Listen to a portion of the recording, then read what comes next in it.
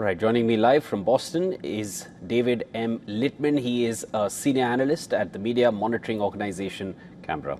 David, thanks so much for making time for us and joining me here on the broadcast. Let's start with the phone call between Donald Trump and Vladimir Putin. In your understanding, how do you feel that conversation would have gone? Was it largely to do with reining in Iran, or was it to do also, of course, they mentioned that they spoke about Ukraine as well. In your understanding, how did it go? Well, it's always tough to know when it comes to U.S. President Donald Trump and the situation in Russia, especially as far as things go with Ukraine as well. There have been, of course, reports about Russia providing Iran with intelligence on U.S. targets during the war. I'm sure that was raised. But it's, Russia's role in this conflict and its ability to rein in Iran is quite limited, given that Russia has provided very limited support to Iran during this conflict, as well as during the 12-day war in June 2025. Iran, if it's viewing its current situation as one of existential survival, I don't know how much sway Russia's really going to have over Iranian behavior. All right, understood. But the fact that they had a call at this point, when the war is already now in its second week, Trump says they're doing it well and it's going to end in another week. Let's keep the rhetoric aside. The fact that a call like this has taken place after a long period of time, clearly Iran and the happenings in Iran, the war was discussed. Does that signal some kind of an understanding in the Trump administration that they need Russia to bring Iran or to tame them down? And the fact that all the bombardments that are taking place in Iran is perhaps not enough to just get them to stop, because they're not stopping their own counterattacks or their own attacks, whichever way one wants to see it. Right. Well, it could be something as simple as a discussion of political asylum for the Iranian leaders who are likely, understandably, unnerved by the current situation. There's been a lot of targeted strikes on Iranian leaders, and so I suspect that could have been a topic of discussion. It's hard to make predictions about what exactly is going through the mind of U.S. leadership and what they're trying to get out of this. I will say, I'm aware Donald Trump did say that the war might last another week. I suspect that that's a severe underestimate. It does seem like some of his rhetoric was probably more designed towards easing concern over the oil markets. But as always, it's the Middle East, and things can go in many different directions in a moment's notice. You mentioned the leadership there has been rather unnerved. That's interesting, because in terms of what has happened inside Iran, they already have a new supreme leader in place. Their attacks haven't stopped. They haven't capitulated either. They are taking a bad amount of beating. There's no doubt in that. But the fact is, even if today the war ends, if Trump says, okay, we were able to achieve whatever we wanted to, whatever the objectives were, but the fact is the regime hasn't changed. There is a new supreme leader. Whatever has been damaged, Iran is very well capable of rebuilding it. What would a win for the U.S. really mean on ground? Well, I think the United States and Israel, for that matter, have been quite clear on what the objectives of this operation are, which is to reduce and eliminate the ability of Iran to cause havoc throughout the region, to present a threat to American forces, to Israel, as well as to our allies in the Gulf Arab world, to cause them harm as they have been doing. Of course, Iran has built up its network of proxy terrorist forces, from Hezbollah to the Houthis. It has been investing previously in its nuclear weapons program, and when that was struck, it doubled down on another source of or another way to present a threat to the region, which is its ballistic missiles program. And neutering those threats is the main ambition and the main stated goal of both the United States and Israel.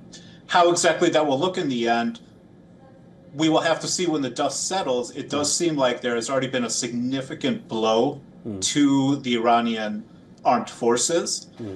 Missiles, ballistic missiles, one can simply look at the number of barrages that have been launched in recent days. There's been a dramatic decline. Of course, they still have some missiles, and there probably will be a stream of missiles for days, perhaps weeks to come, but at a significantly reduced rate. Even drones. There was a lot of concern about drones hitting targets throughout the Middle East, but we've seen a noticeable decline in the number of drone launches, particularly at the United Arab Emirates, which has been hammered pretty hard by Iranian drones and missiles, but there's been a very noticeable decline in the last few days. So there are signs that their ability to continue the war in any meaningful manner is declining. Let's go back to the press conference that Donald Trump just held just about an hour ago. He mentioned, he was actually pinned down on that comment about Tomahawk missiles being used, and he said that many countries own Tomahawk missiles. Even Iran has some Tomahawk missiles. When U.S. decided to sell its own missiles to Iran, that's a big question, but that's what the U.S. president said. When he was countered on that, he said, listen, I don't know. I'm going to wait for the investigation, and whatever comes out of it, we agree. How do you read into that? He was right in the end that he should wait for the investigation.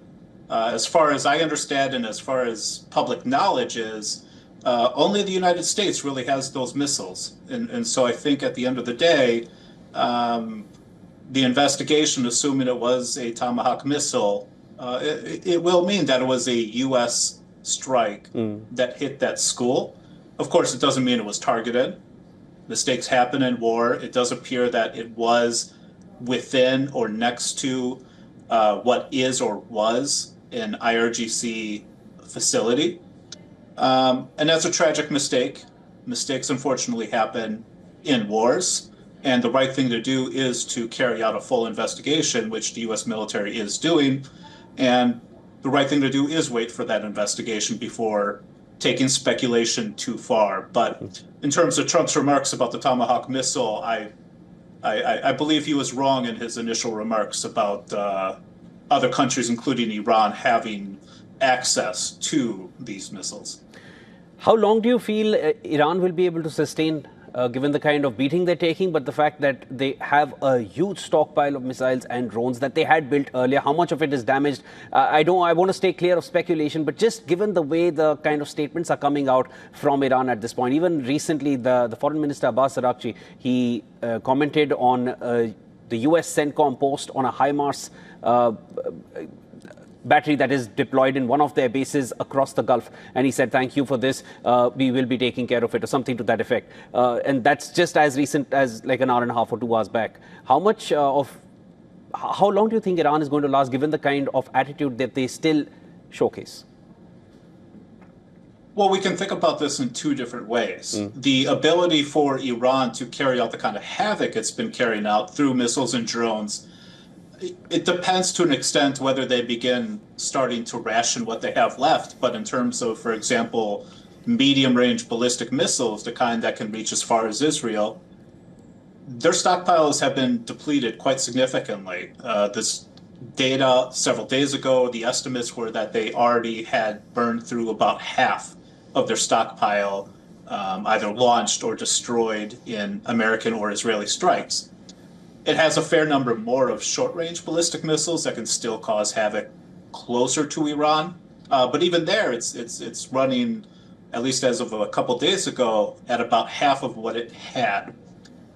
So its ability to really keep the pace, at least, is severely reduced. And we are seeing that in numbers. The number of launches today, for example, were about 85% lower than what they were at the beginning of the war.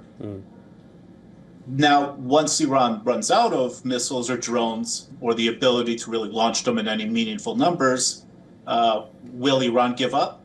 Well, that's a question. and that's a much more difficult question to give a good answer to. There's multiple possibilities or multiple ways this could end. It could end with a much weakened regime with still the same kind of figures, still with Mojtaba Khamenei as the head, but of a state that is no longer the power it might have been a few years ago, with much reduced credibility among its population, limping along on life support.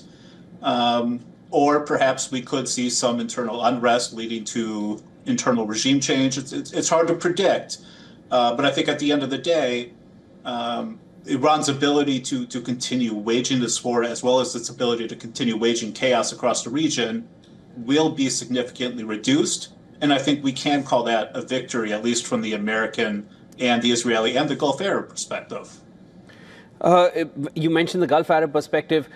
You know, at this point, the countries, they do not want to get into that armed conflict with Iran because they're not retaliating. There was a statement from Senator Lindsey Graham, but then again, you don't want to read into too much of what Lindsey Graham says, but he did mention that they were expecting Saudi Arabia to use their military might against, and it gives you a window into perhaps the conversations within closed doors within the Trump administration. They're perhaps expecting the GCC to also get involved, but most recently I heard that we read that Oman had also congratulated Iran on their new supreme leader. So you will need to wait and watch how much the GCC wants to get involved in, because if they also start fighting back at Iran, it means they're standing very much with Israel. And that is a very precarious position for those Gulf countries. Let's wait and watch. David, thanks so much for joining me here on the broadcast. There will be more to discuss. Look forward to having you with us again. Certainly. Thank you.